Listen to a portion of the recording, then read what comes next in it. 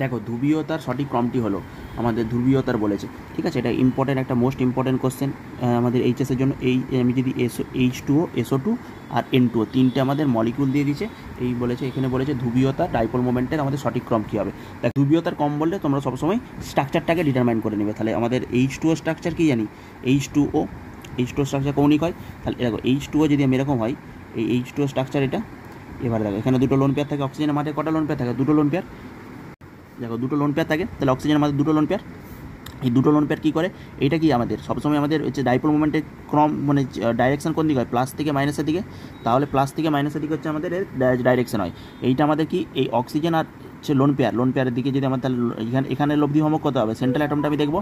দেখো এটা হচ্ছে আমাদের লোন পেয়ারের দিকে, আর এটা আমাদের লোন পেয়ারের দিকে আমাদের ডাইরেকশন হবে। আর এখান থেকে আমাদের কোন দিকে হবে, এইটা আমাদের কি অক্সিজেন আমাদের কি ডেল্টা নেগেটিভ, হাইড্রোজেন আমাদের ডেল্টা পজিটিভ। তাহলে পজিটিভ থেকে নেগেটিভের দিকে এখানে হচ্ছে, এইদিকে পজিটিভের দিকে নেগেটিভের দিকে হচ্ছে।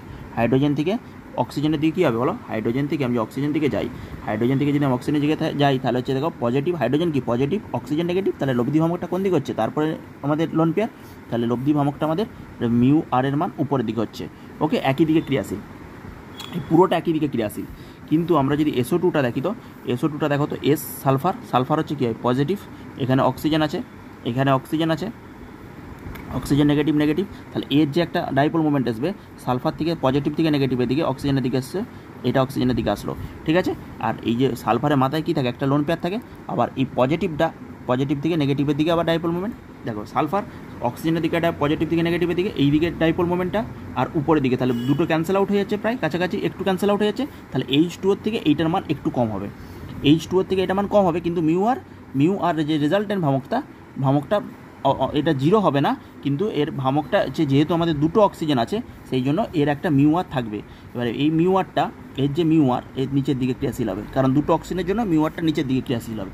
তাহলে আমাদের সবথেকে বেশি সবথেকে বেশি হচ্ছে H2O, তারপরে আমাদের SO2 আর NO2 যদি স্ট্রাকচারটা তুমি দেখো ট্রিপল বন্ড N, এটা O নেগেটিভ।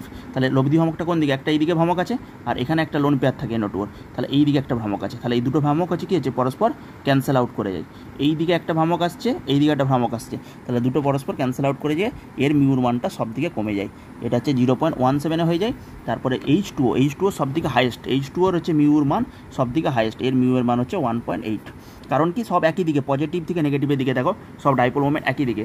আর SO2 ক্ষেত্রে দুটো ক্যান্সেল আউট হয়ে যাচ্ছে, কিন্তু ক্যান্সেল আউট হলেও দুটো অক্সিজেনের জন্য একটু ভ্রামক থাকছে। তারপরে NO2, তার মানে H2SO2 NO2 আমাদের অ্যান্সার হচ্ছে বি আনসার হবে।